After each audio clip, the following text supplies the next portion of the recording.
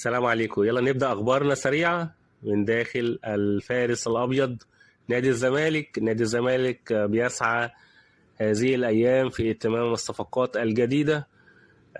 في كلام كبير عن حارس مرمى مخضرم المهدي سليمان مع الجناح الشاب أحمد شريف والمهاجم الصاعد الواعد عمرو ناصف مع المدافع الصلب أحمد ربيع.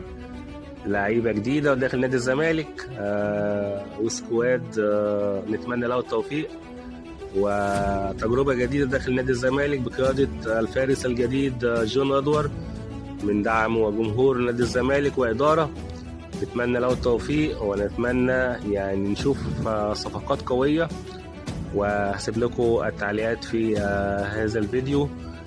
هل هذا السكواد